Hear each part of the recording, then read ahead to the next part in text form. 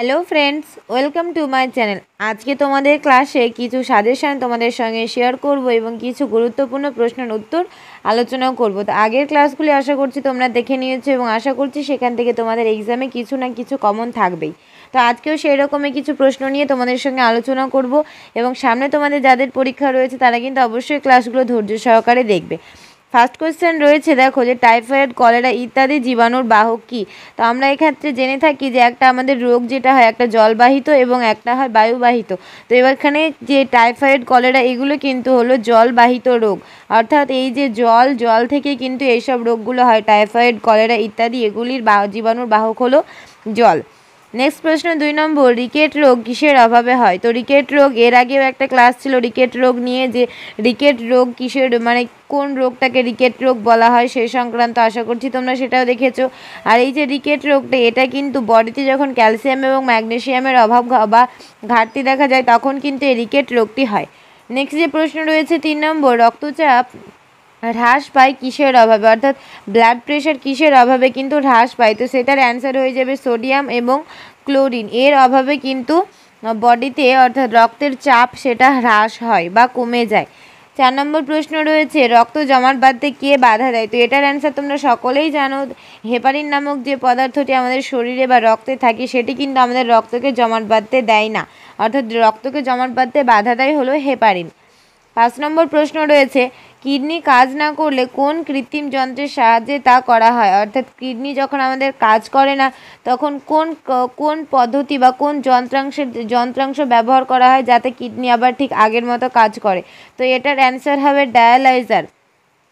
যারা ভিডিওটি দেখছো লাইক করছো না তাদেরকে রিকোয়েস্ট করবো তারা কিন্তু ভিডিওটি লাইক করে দেবে এবং তোমাদের যাদের আরও বন্ধুবান্ধবের এক্সাম রয়েছে সামনে তাদেরকে ভিডিওগুলি অবশ্যই বেশি বেশি করে শেয়ার করবে যাতে তাদেরও এই ক্লাসগুলো বা প্রশ্নগুলো থেকে কিছুটা হলেও হেল্প হয়।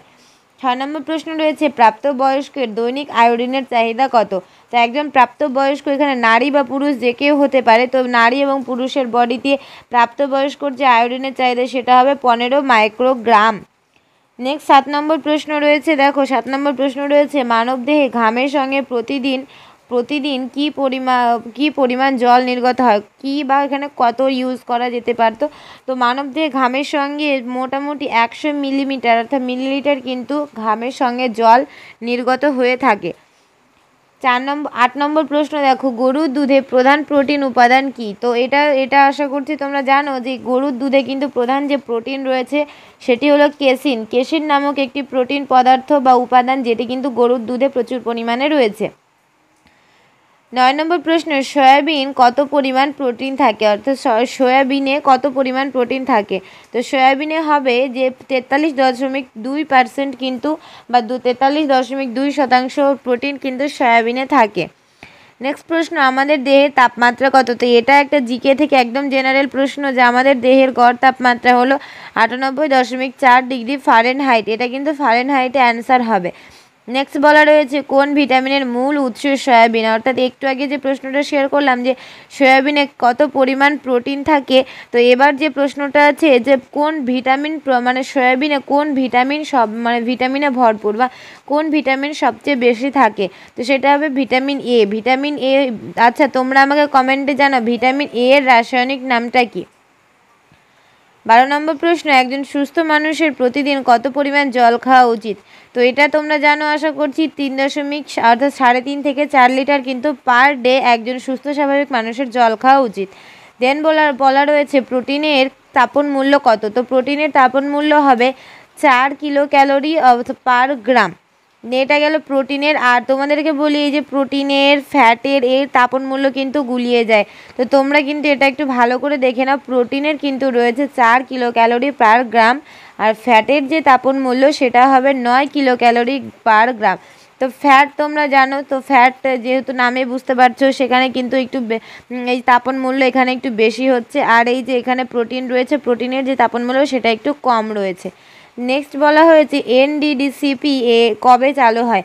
তো এর আগের ফার্স্ট যখন ক্লাস করিয়েছিলাম তো এটার ফুল ফর্ম আমি বলে দিয়েছিলাম, তোমরা যারা মুখস্থ করে নিয়েছো বা জেনে নিয়েছো তারা কমেন্ট বক্সে জানিয়ে দেবে, আর যারা জানোনি তারা কিন্তু ভিডিওটি গিয়ে দেখে আসো এবং সেখান থেকে কিন্তু তোমরা এর অ্যান্সারটা পেয়ে যাবে। তো NDDCP এটা কিন্তু চালু হয়েছে 1981 সালে। নেক্সট 16 নম্বর প্রশ্ন কি রয়েছে দেখো, 16 নম্বর প্রশ্ন রয়েছে প্রোটিন বিপাকে উৎপন্ন কোন পদার্থটি মূত্রের সঙ্গে নির্গত হয়। অর্থাৎ প্রোটিন বিপাকের ফলে যে আমাদের দেহে যে পদার্থটি উৎপন্ন হয় এবং সেটি মূত্রের মাধ্যমে নির্গত হয়, তো সেটি হবে ইউরিয়া। ইউরিয়া হলো এমন একটা পদার্থ যেটা প্রোটিন বিপাকে উৎপন্ন হয় এবং আমাদের মূত্রের সঙ্গে নির্গত হয়। নেক্সট 17 নম্বর প্রশ্ন রয়েছে আমাদের দেহে জলের পরিমাণ কত শতাংশ। অর্থাৎ তোমরা জানো যে আমাদের বডিতে কিন্তু 60 থেকে 70% কিন্তু জল রয়েছে। তো আমাদের দেহে জলের পরিমাণ বা জলের শতাংশ হলো 60 থেকে 70%। আমরা দেখো আজকের সেশনের লাস্ট পর্যায়ে চলে এসেছি, তাই আবার বলবো যারা ভিডিওটি লাইক করেনি অবশ্যই লাইক করে দেবে এবং চ্যানেলে নতুন হলে কিন্তু অবশ্যই চ্যানেলটি সাবস্ক্রাইব করে পাশে থাকা বেল আইকনটি প্রেস করে রাখবে এরকম নিত্য নতুন তোমাদের সাজেশনাল ক্লাস পাওয়ার জন্য। 18 নম্বর প্রশ্ন দেখো ব্রঙ্কাইটিস শরীরের কোন অঙ্গ আক্রান্ত হয়। তো এর আগে কয়েকটা ক্লাসে তোমাদের বলেছিলাম শ্বাসনালী কোন রোগের দ্বারা আক্রান্ত হয়, অর্থাৎ কোন রোগে শ্বাসনালী আমাদের ক্ষতিগ্রস্ত হয়। তো আজকের যে হোমওয়ার্কটা সেটা রয়ে গেছে এখানে, দেখো যে ব্রঙ্কাইটিস রোগে কোন শরীর আমাদের আক্রান্ত হয়, এটা তোমাদের হোমওয়ার্ক থাকলো। দেন তোমাদের এখানে বলা রয়েছে দেখো যে স্কারভি রোগ কোন ভিটামিনের অভাবে হয়। তো স্কারভি রোগ কী তোমরা বলো তো স্কারভি রোগ যারা জানো তারা কমেন্টে জানিয়ে দেবে। আর স্কারভি রোগ কিন্তু ভিটামিন সি এর অভাবে হয়ে থাকে। আর যখন আমরা দেখি দাঁতের গোড়া থেকে রক্ত পড়ছে বা দাঁতের মাড়ি থেকে রক্ত ঝরছে, তখন বলা হয় যে তার কিন্তু স্কারভি রোগ হয়েছে। আজকের সেশনে তোমাদের জন্য লাস্ট এবং ইম্পর্টেন্ট প্রশ্ন রয়েছে দেখো যে রাতকানা ও অন্ধত্ব কোন ভিটামিনের অভাবে হয়। অর্থাৎ রাতকানা রোগ এবং অন্ধত্ব রোগ এটা কিন্তু ভিটামিন এ এর অভাবে কিন্তু এই রোগটি হয়।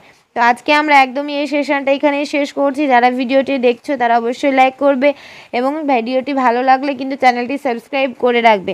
তো ভিডিওটি এতক্ষণ ধৈর্য সহকারে দেখার জন্য অসংখ্য ধন্যবাদ। Thanks for watching.